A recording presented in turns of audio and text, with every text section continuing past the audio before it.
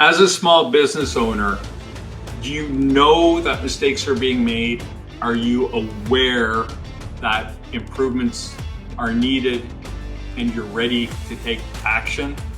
If you are, you might be what we call a curious business owner.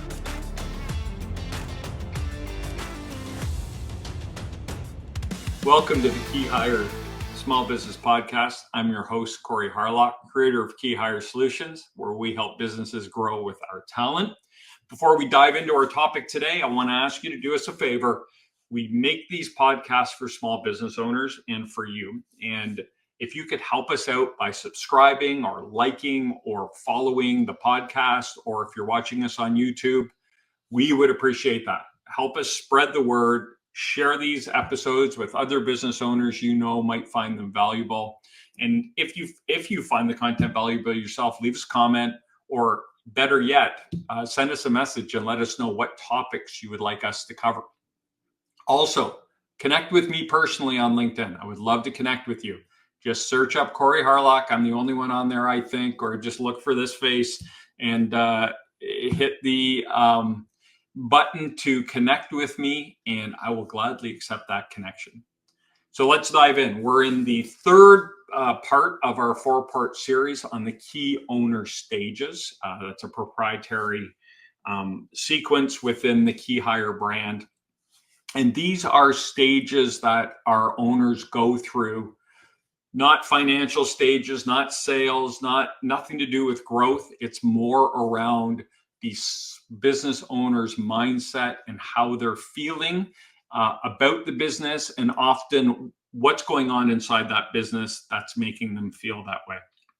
We've covered the overwhelmed business owner, and the analogy we used there was the business owner who's looking at their vehicle, their car, and all 4 wheels have fallen off, and they're wondering, where do I even start to get this thing back on track? Get moving forward. Business may have screeched to a halt, and you're just thinking, how do I get back on the road?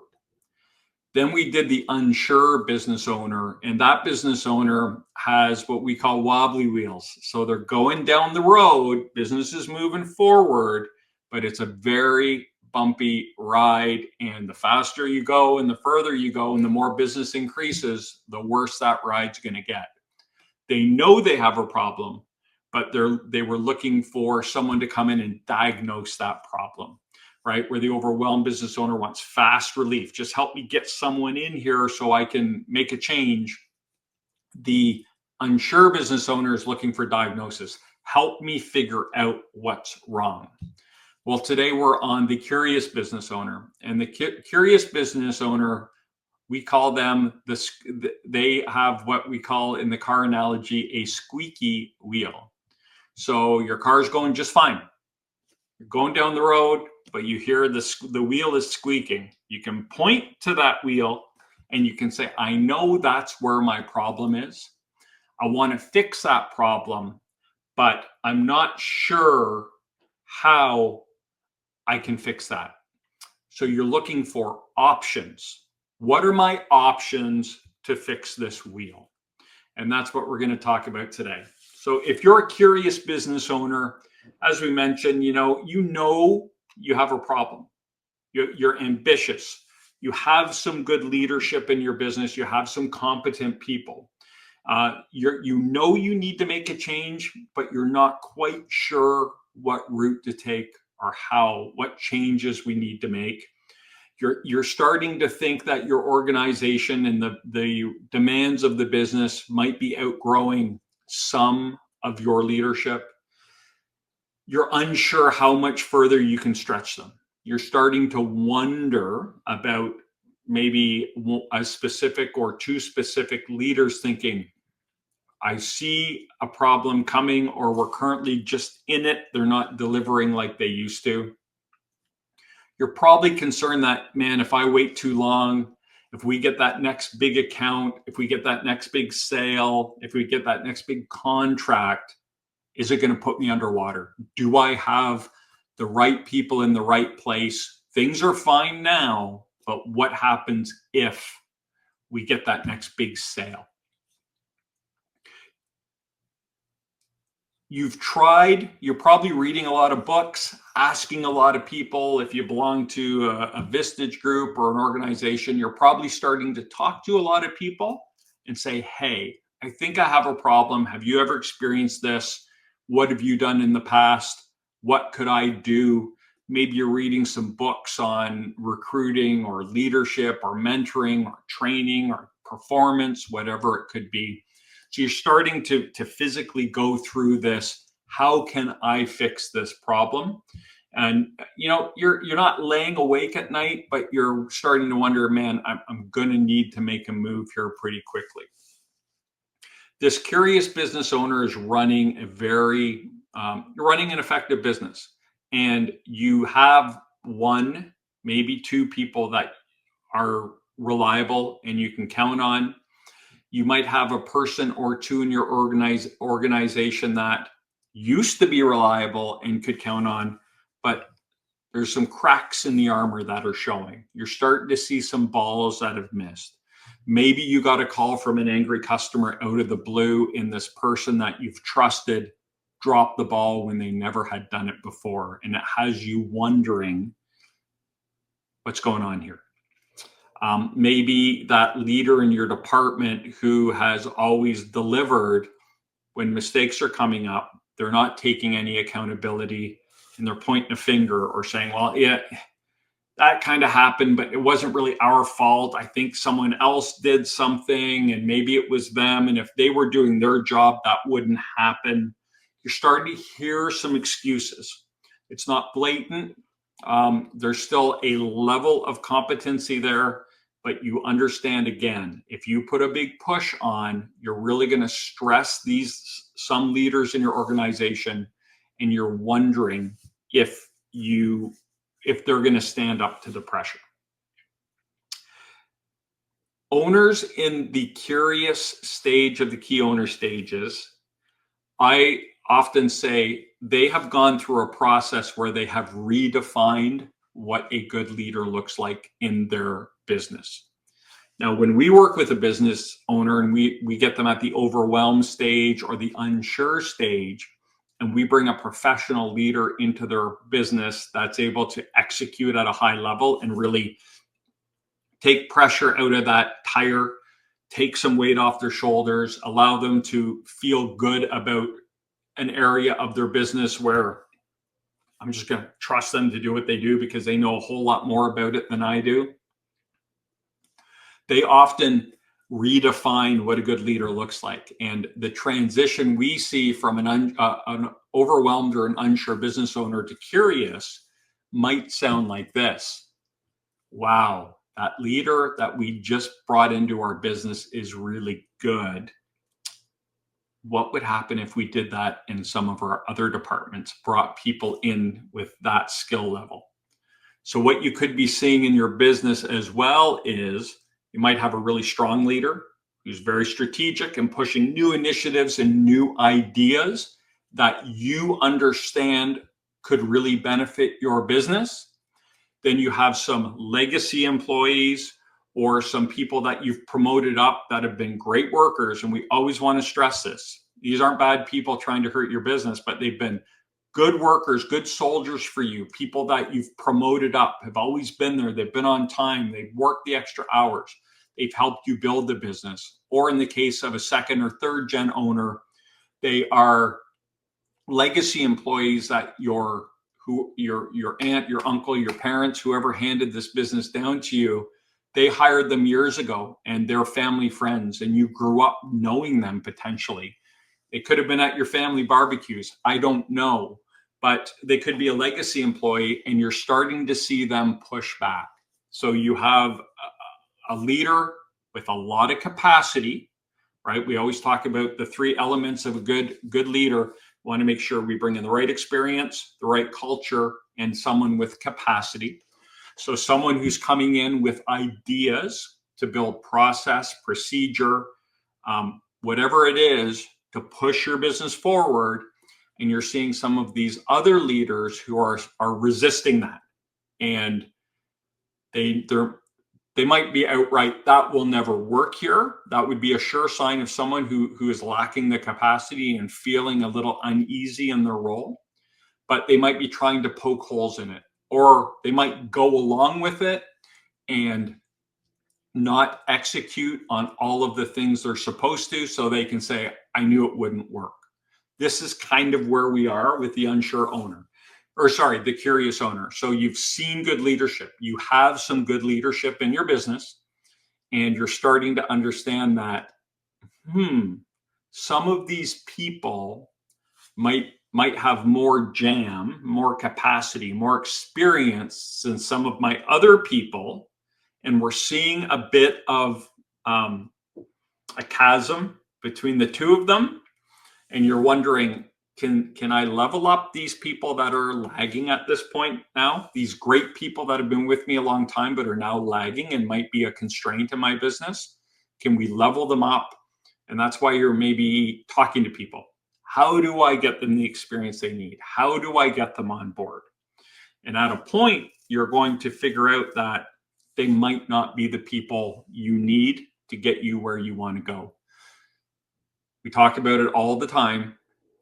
That conversation with a legacy employee or a loyal employee who's been with you and helped you build your business, and having to say to them, thank you for everything you've done. You've helped me get here, but I don't think you can help me get there, is probably the hardest conversation or decision a business owner will make. And that's right where we are with this curious business owner. It's a hard spot for them to be, because they're looking at friendships, loyalty, good employees on one side of their brain, and the other side of their brain is saying, what if? What if I brought in someone? What if I could get the experience and capacity I needed in that role? What could happen to my business? So I think that's a good definition of what our curious business owner looks like. It's a very exciting time for a business owner because, well, I guess it's exciting, but also very a lot of anxiety, because you're going from what are the possibilities with my business, but you also are having to make those changes at the expense of losing a loyal, hard employee, or having to have a conversation with them and trying to repurpose them in the business, or get them to take a lesser role and be mentored, whatever that looks like. Whole other conversation. So what are some of the things, the mistakes that the curious business owner makes? Number one, they just wait too long to act. This is, we talked about with the unsure business owner, the wait and see. Wait and see equals good people leave. So if you have some really good leaders that are trying to drive initiative, trying to drive change, trying to drive efficiencies, whatever it might be, and you have some under capacity long-term people that are fighting that or sabotaging that or keeping it from happening, your good people are going to get frustrated, because they're all about accountability and driving things forward. And if they get stonewalled too many times, you're going to risk them leaving. It's also going to keep you from potentially taking that next step and pushing the business to where it needs to be, right? We talked about you're at that stage of your business where, man, there's some big things just over the horizon here. Do I have the team? So if we wait too long to act, we do too much research, we keep talking to people, we put a 6-month improvement plan in, we go get them a coach or a mentor. These are all long tail ROI propositions for someone in your business who is under capacity.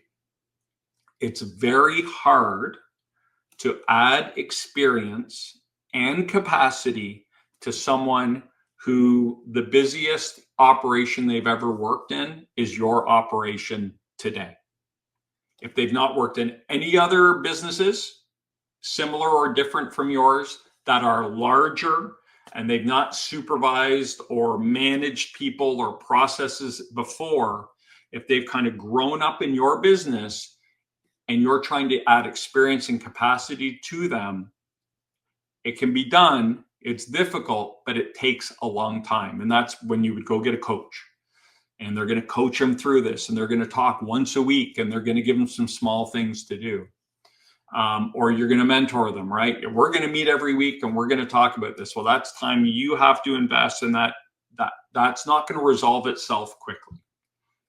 So something to understand. The next thing that you might think of doing is internal kind of shifting things around. Well, what if we move so-and-so into that department and we gave more people and we gave more support, and you give them actually kind of more responsibility through support? So you add more people to kind of cushion them and help them deliver.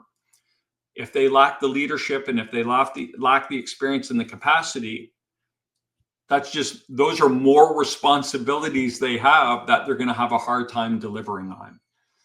If you add people with the experience and capacity underneath them to boost them up, again, it's going to become very clear very quickly who has the knowledge and the experience to do that.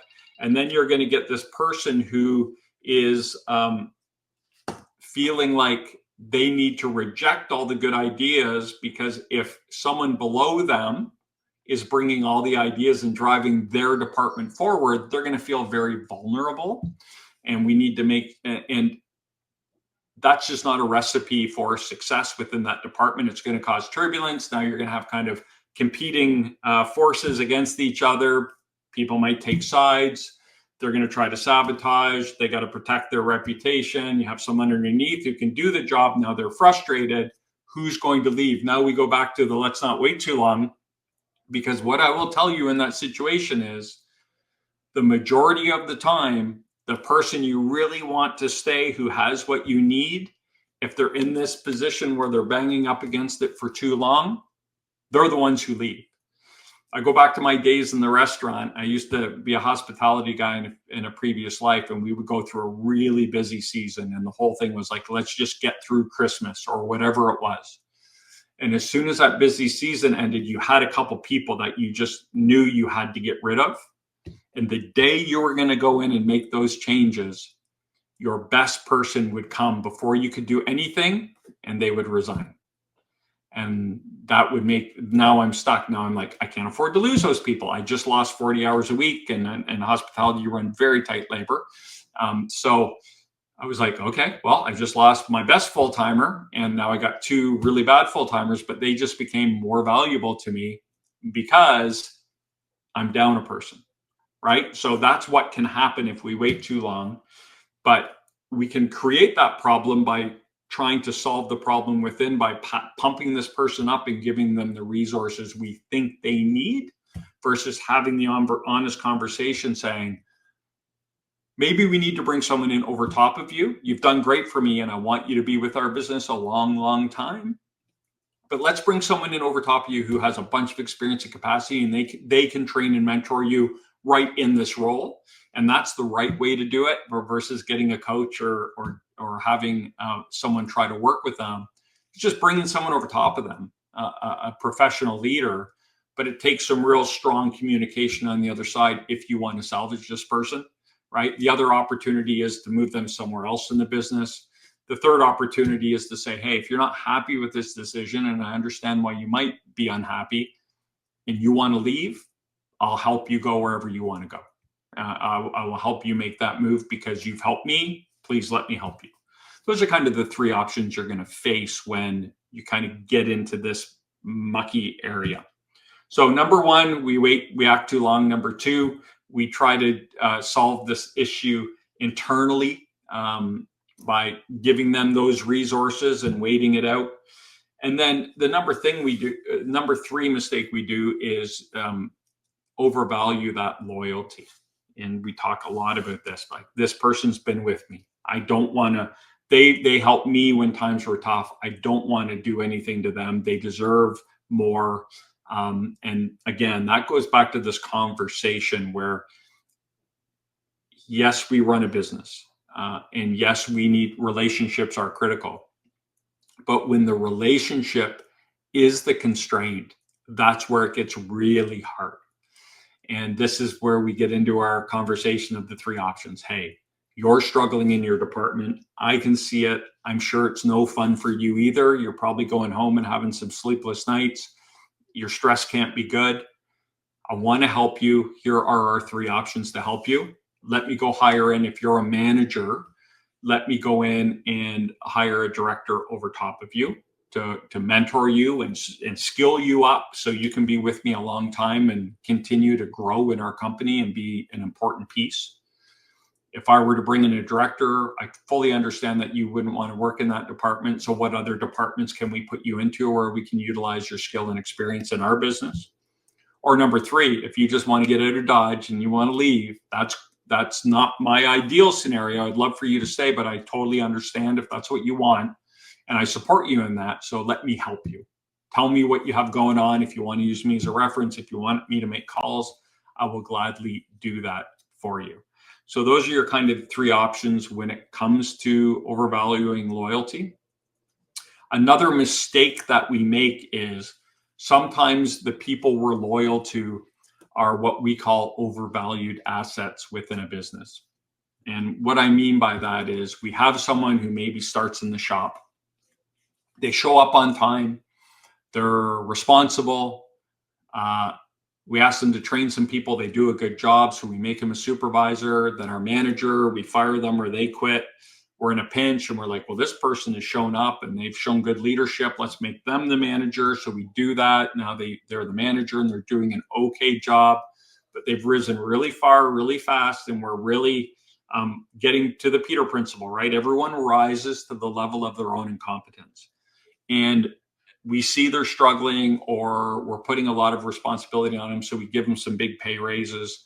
And next thing you know, we have someone who's been in our business for 6, 8, 10, 12 years. I don't know.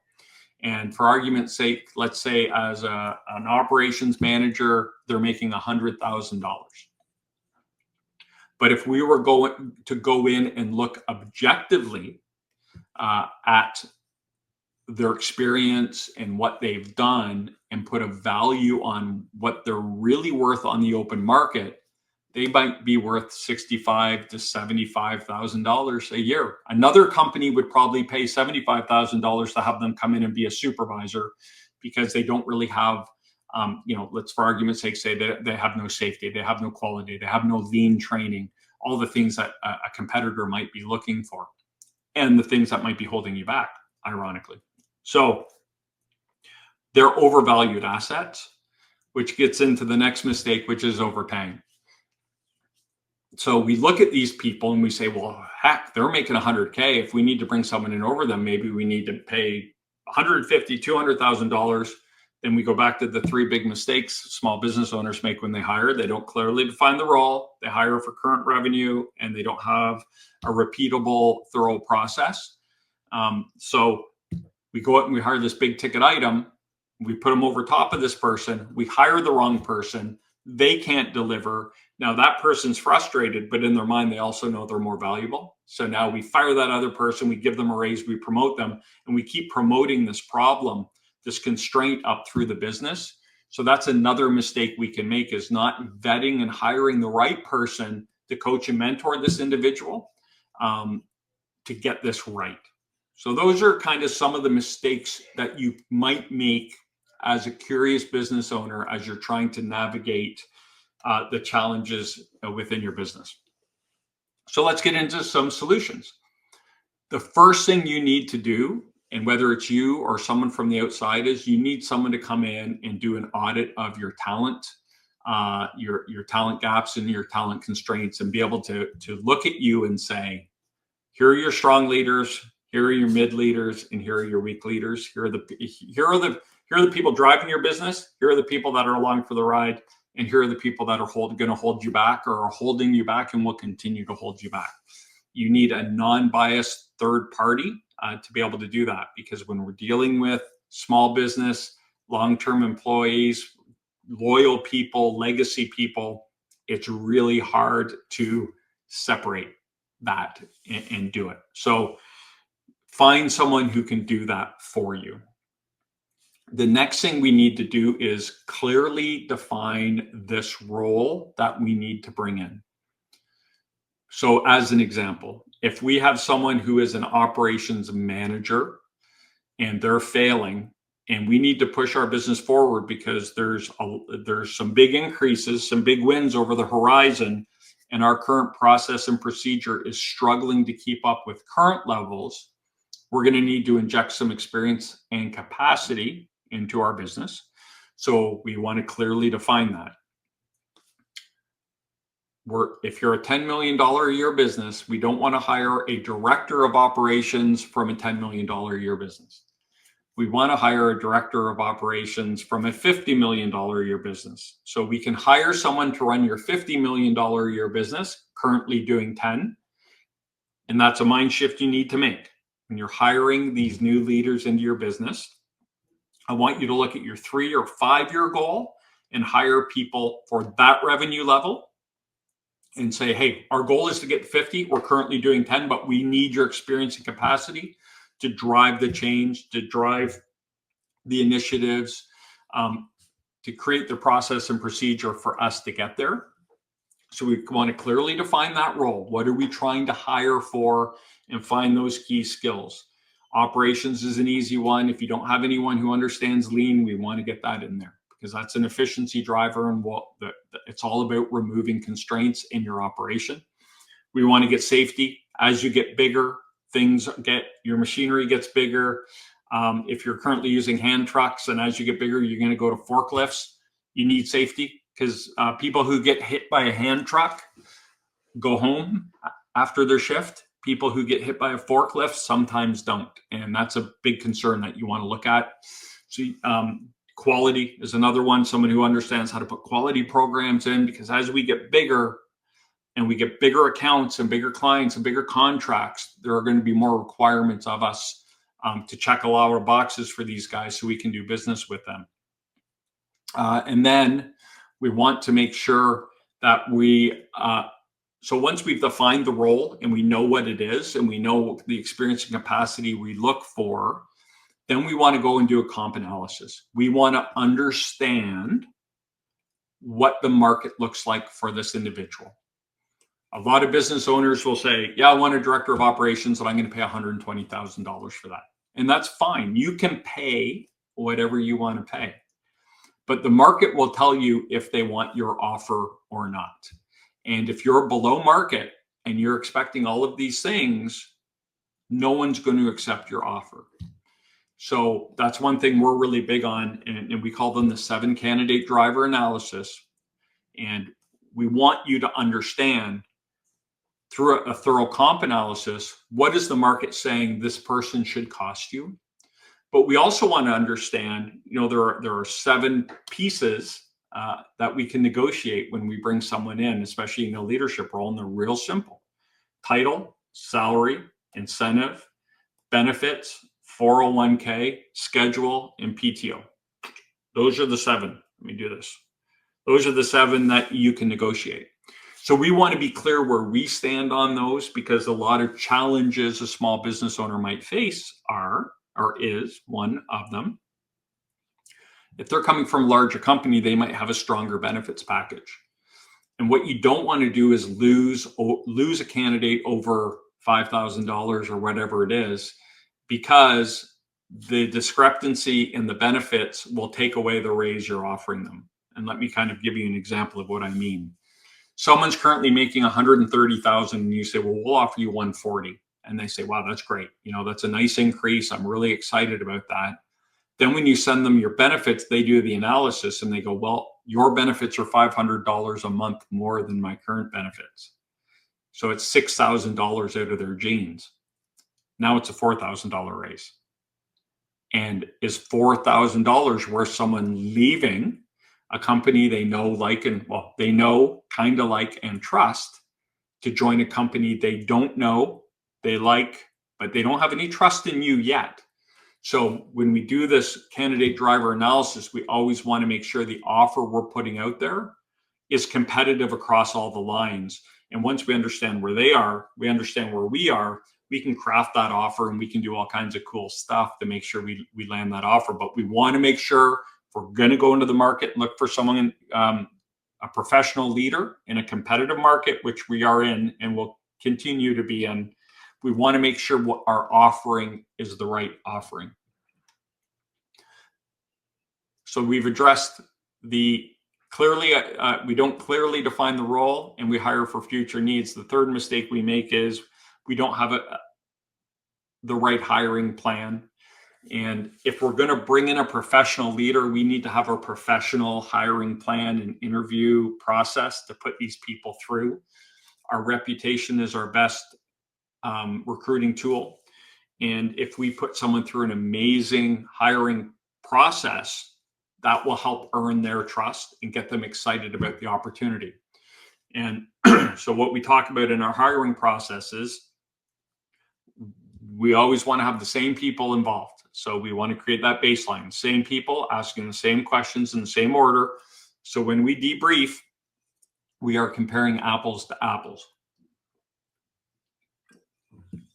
If you substitute someone out of the process and bring someone in new, they're going to ask different questions. They have a different perspective. So when we debrief, we're not getting the same information.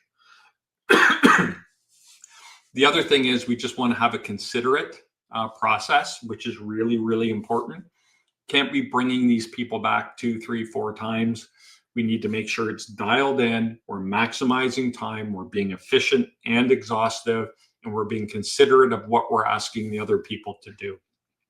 And that's kind of part of the plan that we have. And we have some information around how to do that. We call it the key of C, hiring in the key of C. But that's really important, is having that hiring plan there. And then make sure you are putting KPIs in place. And let me say this, you don't need to create all the KPIs up front. A lot of the leaders we bring into businesses, the offer letter will say KPIs to be determined in the first 30 days with your input and our owner's input. You don't need to understand how they need to deliver. What I would like you to do is, if you hire the right person and by doing the things we talked about before, you're going to maximize the probability of getting it right. But once they get in there, let them figure out where the bathroom is and walk around for a week, and then sit down and say, how should I measure you in your first 30, 60, 90 days?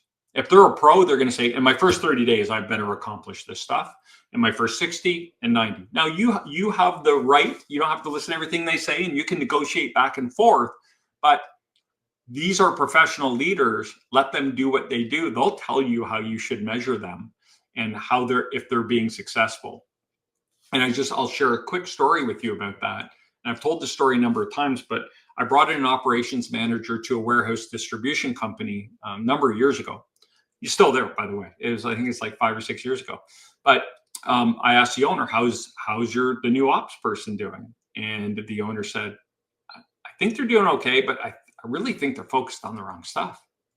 I said, oh, okay. So I went out to the ops person. I said, how's it going? Good, good. I said, what have you been up to? He said, oh, let me show you all the stuff I've been doing. And he showed me all of the safety problems he had fixed. And he was saying things like, yeah, I had to fix that because if health and safety came in, they could have shut us down. And I had to fix that because how we have people walking around here and I don't want people to get hurt. And I went back to the owner and I said, he's doing the exact right stuff, because a good operations person, their number one concern is safety. And number two is quality. So we don't always know how we should measure them. A long way around saying, let them have input into how you should measure them, because if you're going to have a partnership and you're going to build trust with this person, that's a great way to do it. And then I think the final piece of this puzzle is, don't make the decision in a vacuum, but also don't include everyone. Our rule of thumb is only involve your best people and few people as possible. So if you have an employee who's been with you a long time, but you don't think they're an A player, don't include them because they've been there a long time, because they will muddy the water. You get your best people. It's you and your best leaders that are driving your business in the room. If you have good leaders who thrive on accountability and they see a leader who's going to bring even more accountability and help drive the business forward, they're going to be all in. They're not going to be worried about, is this person going to make me look bad? Do they have more experience than me? They're going to be excited because it's, hey, more good people to push my business forward. Or bring in someone from the outside who understands what we need to be looking at to kind of guide you through those conversations and decision-making process. But don't sit at your desk and do it alone. Get some input. You were going out for input before when you were trying to deal with the problem. Now we got the solution sitting in front of us. Let's engage with some really good people and make sure they can help us solve this problem and maximize our probability of getting the right person in here. So that is our curious business owner. This is an exciting time in a business owner's journey. It's where we start looking and saying, I think we can be better in certain areas of our business. It's also hard because those decisions mean we might have to have some really hard conversations and make some hard decisions around people that have been with us a long time. And as I mentioned, the worst conversations and the worst decisions you'll make as a business owner, bar none. But if you kind of take a measured approach at it, it will pay off in the long run, and your business will you'll get where you want to go with your business. So that's it. That's the curious business owner. Hey, I'd like to thank you for tuning into the KeyHire Small Business Podcast. Again, do us a favor. If you got value out of this, subscribe it, like it, follow us, whether you're on Apple, Spotify, YouTube, whatever it is, or help spread the word. Share it with someone and say, hey, so-and-so, I know you came and talked to me. You were one of those guys who was asking me for advice. Listen to this podcast. It might give you some clarity or some guidance. Again, connect with me on LinkedIn. Corey Harlock on LinkedIn. I'd love to connect with you. I love connecting with business owners, and we share all kinds of content on LinkedIn that might help you as well. So until next time, thanks for tuning in. I'm Corey Harlock. Stop grinding and start growing.